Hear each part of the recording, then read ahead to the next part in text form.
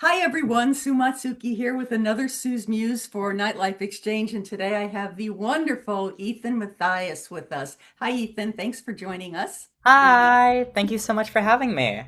I have so many questions for you. First of all, are you still 16 or how close are you to your 17th birthday? I am still 16. I'm actually still kind of new 16. My birthday's in May, Oh so wow, there's so you still like just 9 months turned. until. Yeah. Tell me, I always envy and marvel at young people who know what they want to do at an early age. I was a child wrangler for a kid that was in Will Rogers Follies, and he just knew from the time he was 6 years old that this is what he wanted to do. And, when I was six, I was singing, I was dancing, but I didn't have that focus. When did you know you wanted this to be your life, that you wanted to be a performer? I mean, ever since I was really, really little, I've always been just walking around singing and stuff, just doing little shows. I think the time where it started to really click for me is when I was 9 years old. I did a production of Fun Home at my local theater, and there I got to like play a character where I could be up and like sing my own song and like be in front of a stage and stuff. And the main part is I got to see the audience like their faces light up, them like be happy and stuff. And I think that was sort of like the turning point of like, hey, I can have fun and also make other people's days more fun at the same time. Things like that. That's a And that's very sort of what started it. that's a very cabaret motivation. So you were a musical theater kid. You study at the Manhattan School of Music, and you're in this Mm. kind of pre-college. I mean, you're 16 and you're in this kind of pre-college program. How Mm. did that come to be? I guess because I'm here in New York, we because I want to be able to do cabaret, I want to be able to do all these projects. We also wanted something that sort of like grounded us here and sort of had something that like was consistent. For my first couple years here, I did Joffrey, the ballet at Joffrey Ballet School for a couple years until I went over to Dance Molinari for things like tap and jazz to, Mhm. more theater-esque dance. So instead, we then turned to Manhattan School of Music, and it's actually my third year there now at the pre-college program. And that's been great because I can learn ear training, music theory, and of course the music theater class lets me put on a show with all my classmates and stuff. When did you know you had a voice? I mean, did you sing in church? Did you sing Christmas carols at Christmas time and your mom said, "Hey, you have a really pretty voice"? I mean, when did Um, you know that you could sing? the place that I took piano classes at also had a choir. They also had like a choir there. So I would sing there. And of course, school also always had like a music class where everyone would sing. And it was something that like I found it easier than I thought. Like I would learn songs a lot quicker than I thought I would. And I actually remember choir was really funny because I was like 8 or 9 and stuff. And I kept getting in trouble because like I would be singing too powerfully. I'd be singing too loud, and it was like drowning out everyone else singing. And Oh. I think that was sort of when people started noticing that I could like actually have a song. I could learn things quickly, and then I started taking voice lessons with Chris York when I was about like 10 years old, and that also really really helped, especially like through my voice change and stuff. It made it all very gradual, and it just every single year it's been helping a lot. Now, if you can choose any role, either currently or from a past show, what type do you see yourself as? What roles? I mean, types have changed so much now. We're not as definitive on this person has to look and be this way anymore, Hmm. thank God. Because back in my day, forget it. If you weren't like skinny and blonde, you were never ingenue, no matter Right. what your voice was. But what are some of the roles that you would really like to chomp into and really play? I mean, I have like some pretty fun like dream roles. Like I'd love to do like be Pierre and Natasha Pierre in The Great Comet, right? Because I like, uh, there's always a funny thing to say. I like characters who sort of like lose their mind, right? Like I really like Franklin Shepherd Inc. So I like Charlie and Merrily We Roll Along. I like Sweeney Todd, things like that. Because I think that's such a raw like way to act. That's such a emotional way to act. And Mhm. I think one of the best ways to get the audience invested is if you really let your all of your walls come down. Mhm. And the easiest way to do that is if you're playing a character who's frantic, who's searching for a meaning, who's doing things like that. Mhm. But there's also the opposite end of the spectrum of I also really like just entertaining people. I mean, as I talked about with Fun Home, it's also great to just be able to be like a happy like show host type character. So I'm thinking like Catch Me If You Can and Yeah. stuff would be very fun and things like that. Cool. Now you were cast to play a role, and you got to sing with Hannah Jane in the Sing-Nasium's version of Jesus Christ Superstar, which I saw twice. Was Mhm. amazing. You were amazing. Thank you. How did you find out about Sing-Nasium? Were you a class person? Were you taking classes, or did you see an audition notice? How did you come to go into that show? So this was actually one of my points in my cabaret is that it actually sort of started everything.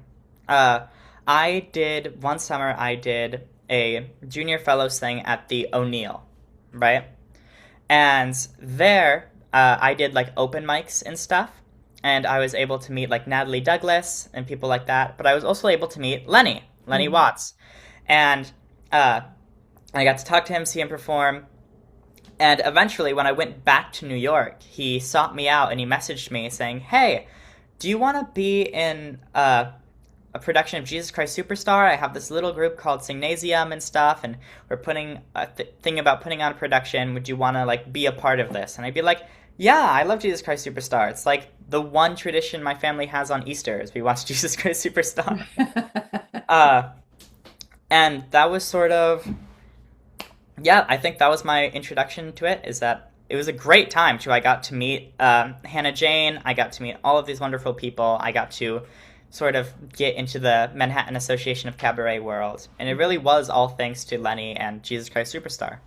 Tell me what your perception of, I mean, it's easy, it's an easy answer to say, okay, I sing Broadway, I'm a character and I'm singing in character versus cabaret, I'm singing as myself. That's the Right, easy right, answer. right, right. But what other differences did you find that you embraced that maybe weren't in your musical theater ability or technique that cabaret has taught you? Cabaret taught me that things are allowed to be different. Because in theater, it was always like, oh, okay, I have my lines, I have the songs. If I'm playing an instrument, I have to play it the pretty much the same way every time. Right. Uh, and I sort of go through those motions, right? Still a great time. It's not like gets monotonous. Mhm. But with cabaret, it was interesting because there were times like where I would be doing a show, and my I would just think of something, and I'd go on like a small tangent for a second because it came to mind, and I was like, I'm able to do that. I can have conversations with people, and uh like obviously my cue line has to be the same. That would be rude if I changed my cue line. But getting there, I realized that I could sort of obviously you said, "Oh, I can be myself," right? That's what everyone says. But it really is true of how you can improvise, you can go with the flow. If the audience shouts something at you, you can respond. It doesn't throw you off, and you can just keep moving the whole time. Well, both ways of singing, Broadway and cabaret, allow you that intimate one-on-one contact with an audience. Hmm. Maybe it's a little bit further in a Right. theater. But you know, our good friend David Friedman, who's a Broadway producer and an amazing songwriter, you probably know of him. When he was auditioning for his last show, he said that he now looks for that cabaret connection of you singing the role of, because he wants to know that you have done your homework and that there's something in this character that speaks to you as Ethan in that role, you know. So I think it's interesting how Broadway's now accommodating more of a true connection to a lyric, even though you have to keep your commas where the composer wrote it and you have to hit the notes Right. that they want you to hit. You still have that freedom of personal interpretation. Do you find that that's creeping into your technique for theater singing or auditioning for theater stuff? Yeah, I think we're getting into a good spot of now it's not like you said about oh, if you're not blonde and skinny, you're not going to be the engineer. I think they have things of now they expect slightly less. Not like their bar's lower, but as in like they have a broader picture. Yeah. So now it's instead of I'm looking for this specific person, it's slowly getting to oh, we have an idea in mind, but if someone shows up and like blows us away, that idea is allowed to change. You And I know, think there's also yeah. I'm sorry, finish. Go ahead. Oh, what were you gonna say? Have you No, ever you said there's also. And there's also like there are shows where you can see that like, oh, if I were to see this with a different person, it would be a different character. And Mhm. I think it's fun seeing that things are being played differently now. Yeah, I was just going to say that our friend, do you know Diva Lamar? An amazing performer. They do Susie Moshers quite often, but Diva went in as a non-binary and auditioned for The Plant and made The Plant a fabulous plant and totally changed the concept of this local equity theater's perception of what the plant could be. And Mm. they morphed it around. So they went in, Diva went in with this intent and changed their minds. So, there's always that hope that that can be as well. So I'm really excited about that. Now, speaking of shows, you're next up in Susie Mosher's at Green Room on September 23rd at 8:30. Are you going to do a little sneak preview for your show that's coming up in November on the 23rd at Don't Tell Mama, or are you going to do something different for Susie's? For Susie's, I'm going to do a song that isn't in my cabaret, Okay. right? Because I think if there are people who already saw my cabaret, they'd want to see a new song and things like that. And it's also, And you'll be uh, a teaser no matter what. I mean, right, if I heard you exactly, sing, I'd exactly. want to go see you show. So, yeah. Uh, Yeah. should I say the song I'm doing or? Yeah, sure. Yeah, okay. I didn't know if it was like spoilers or anything. No, no, I'm sure it's But not. It might draw somebody in to hear it specifically. that is true. That is true. I'm planning on doing the Go the Distance, but Mhm. not the Disney version, but like the actual like pop the full song version that has like two verses and choruses and a bridge and things like that. Awesome. Is this your first time doing lineup? Yes. Okay, so for those of you who are watching this interview, right below this interview, I will have a direct link to Susie Mosher's for ticket sales and also a direct link to Ethan's one-man show, which I want to talk to you about now at Don't Tell Mama. It's an encore performance on November 23rd at 7 o'clock. So tell us what this show is about and why you're bringing it back. So the original idea behind my first cabaret show was really just to be that. It was my introduction to the world. And I remember my director Lenny, he had a very important note that was like, they don't want to see a kid pretending to be an adult. Absolutely. They want to see a 16-year-old being a 16-year-old Yep. and just being on stage and having fun and stuff. And I think that was my thing because like this was my first like big full like 1 hour big cabaret. And it was all about just sort of saying how I got here, telling my stories. I mean, I start the whole thing saying, "Oh, I'm only 16 years old. What kind of life lessons could I share with you Now guys?" I'm going to sing I'm a Fool to Want You. Yeah, exactly. Uh, yeah, and eventually, a lot of people, enough people liked it, and enough people wanted to see it again, and there were a lot of people who missed it. That eventually, the idea started coming up of doing an encore show later in the fall, and November is the fall. Now, have you done three performances yet? I've done three performances. This will be Great, my fourth one. because you should put yourself in for debut for Mac for sure. Mm-hmm, Yeah, mm-hmm. yeah. Now you and I share something that I don't quite have as big a family. You're the youngest of 11, the Yes, it blended is. family. Yes, a blended family. My mom had 5 kids. My dad had 5 kids. They got married and had me. My oldest sister is like 36, and I have like 8 nieces and nephews and Oh stuff. wow. So Yeah, obviously, I have seven brothers, and it was, yours, mine, and ours as well. I exactly, yeah. one step brother, one full brother, and five half brothers if you get technical. So yeah, it's fun being from a big family, isn't it? Mm-hmm. Because it's always like if we go anywhere, we're like close to someone. Like in New York, I have a sister here. In DC, I have a brother. Even if I go all the way over to California, I have a brother who lives there and stuff. And I have a sister who lives in Texas. People live in Michigan. Where is your family from originally? We sort of circle around. We're in Michigan. I grew up in Grand Rapids, Michigan, or Ada, if you want to get specific. Uh, but like a lot of my family, my dad is from the Upper Peninsula of Michigan, Hmm. and my mom is from like the Ohio area. Cool. And yeah, so Michigan is sort of where the home is. There's still a house there and stuff. My dad still works there. Mhm. And then we have, of course, the apartment here in New York. Yes. Are any of your other siblings musically inclined, or are you the featured child? I had they all sort of did the thing of like, oh, learning how to sing, and I actually had a sister who went through the whole BFA program. And my oldest sister is a like very good violinist and plays violin for events as well as she's also like a singer-songwriter who has made her own songs. Super. Now, my colleague, Marion Lester here at Marilyn Lester here at Nightlife Exchange said that she reviewed you very favorably, and she said that you are reminiscent of a young Leroy Reams, Nathan Lane, or Joel Gray. Now, do you know who any of those guys are? I know Leroy Mhm. because when You're not a current Leroy, you're a young Leroy. right, because when we saw when I first saw my first lineup, right, he was in the audience, and Susie kept talking back and forth, and it was like she was like bicker at him, was like, that name sounds really familiar. Where did I hear that name before? And then like leaving the place, I checked the article again. I was like, wait a second, I know who this person is.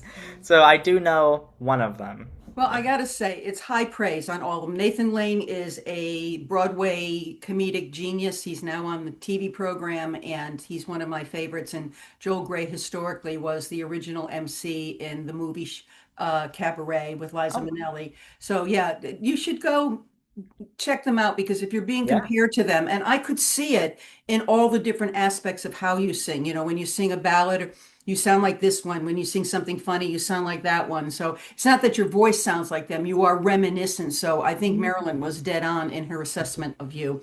Um, so in winding down, I just wanted to know, was there ever a mentor or someone that said something to you, I mean, in your young 16 years, but what is something that you carry forward as advice to keep you grounded in this business? Ah, there's like a lot to choose from now. That's a big question.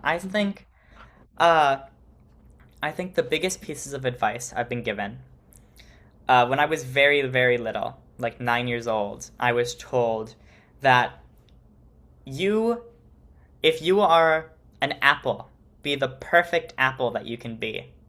And if they're looking for an orange, then that's just how it is. But if you're the perfect apple, then that means that everyone who likes apples will like you the most, or something like that, Hmm. right? And there was another thing, uh, is my voice teacher recently told me that anyone can sing, right? You can find a talented singer anywhere. You can go to a Especially karaoke here in New bar. York, I know Yeah, you hit someone you, talented. you Yeah. go to a karaoke bar, 8 p.m., someone's singing their favorite song and they kill it. They do a fantastic job. And he says, but the difference between that and a like professional is that they're singing what song they want when they want at their perfect time, perfect key. Yeah. Uh, and it's different than like, oh, having to do 8 shows a week, having to put together a whole show, having to talk to the audience, having to sing songs that are out of your range because holy cow, every song has to be out of my range because I'm a baritone. And that's what happens if you're a baritone in New York City. Yeah. My favorite thing is to like, that they call it the 11 o'clock number where whoever it is singing until blood spews from their ears. And it's not necessarily good singing technique, but Right. everybody in the audience, whether it's on pitch or not, are like, oh, and I'm like, dude, that's not even good. But it's the joy of music. You are a joy. Thank you for spending this little bit of Thank time you. with us. Like I said, I'm going to have all the links to Ethan's website, to the shows that he's going to be in. Just go right below here and then, you know, go down the rabbit hole and check him out and join me at his show at Don't Tell Mamas. I'll also be at Susie's show, but join me at Don't Tell Mamas on the 23rd of November. I know you will be pleasantly surprised. Thank you for spending some time with me, honey. I really appreciate it. Yeah, thank you so much for having Give me. my love to your mom. Take I care. will. Thank you.